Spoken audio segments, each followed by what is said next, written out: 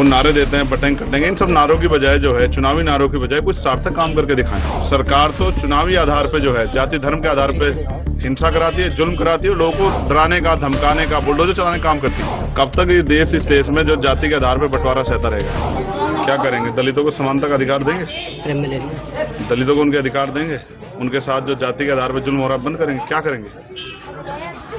उनकी सरकार है, मैं लगातार कह रहा हूँ, मोहन भागवत जी को, मोदी जी को आदेश करना चाहिए कि जातिहीन समाज की स्थापना के लिए जाति को खत्म करने का काम करें। वो नारे देते हैं बटन कटेंगे, इन सब नारों की बजाय जो है, चुनावी नारों की बजाय कुछ सार्थक काम करके दिखाएं। कब तक ये देश इस देश में जो जाति के आधार पर बंटवारा सहता रहेगा? अब उनकी सरकार है, जिस तरह जीएसटी पे प्राइम मिनिस्टर ने आके कहा, जिस तरह से नोटबंदी पे कहा, तो देर क्यों करते हैं? मैं तो चाहता हूँ प्राइम मिनिस्टर आज आ जाए और लाइव आके कहें कि आज के बाद देश में कोई जाति नहीं, सब भारतीय होंगे और सबको भारतीय होने पे गर्व होना चाहिए। बाबा साहब अम्बेडकर ने कहा था हम प्रथम भारतीय भारतीय हैं, हमें गर्व है कि हम भारतीय हैं। लेकिन सरकार उसके लिए कर क्या रही है?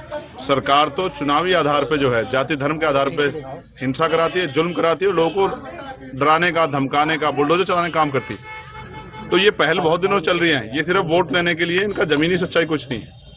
अगर ऐसा होता तो आज देश में बहुत बड़ा बदलाव होता। बाबा साहब इसी प्रयास करते हुए चले गए कि ये जो गैर बराबरी थी खत्म हो, और जब नहीं कर पाए तो उन्होंने बौद्ध धर्म की दीक्षा ली। तो ये तो हम सबके सामने है।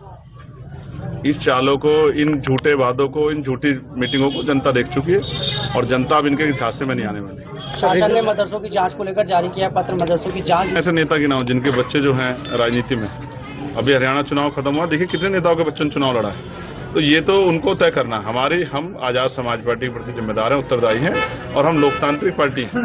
हम कोशिश कर रहे हैं कि बाबा साहब अम्बेडकर, माननीय काशी राम साहब के अधूरे सपनों को पूरा करें। Sir, Azad Samaj party reservation को लेकर के दलित और पिछड़ों के क्या नहीं, हमने निजी क्षेत्रों में आरक्षण की मांग की है पार्लियामेंट में कि अब समय आ गया है कि जो रिसोर्स हैं उनका सही तरह से बंटवारा हो और 2% सरकारी सेक्टर के साथ साथ निजी क्षेत्रों में आरक्षण की व्यवस्था कराई जाए।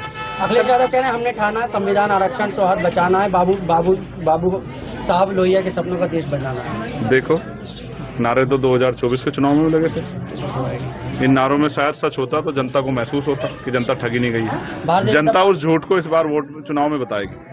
भारतीय जनता पार्टी ने 9 सीटों पर यूपी में हो रहे उपचुनाव में 7 प्रत्याशियों की सूची आज जारी कर दी है। ये भी आखिरी समय पे की है। ऐसा क्या हुआ? जो पार्टी सत्ता में, इतना क्यों भय लग रहा है?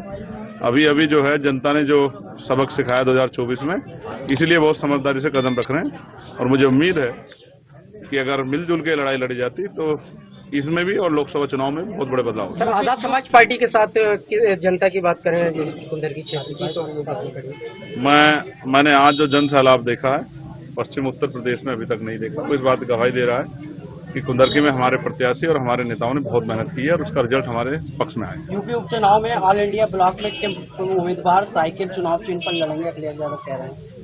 ये उनकी पार्टी का, उनके गठबंधन का डिसीजन है।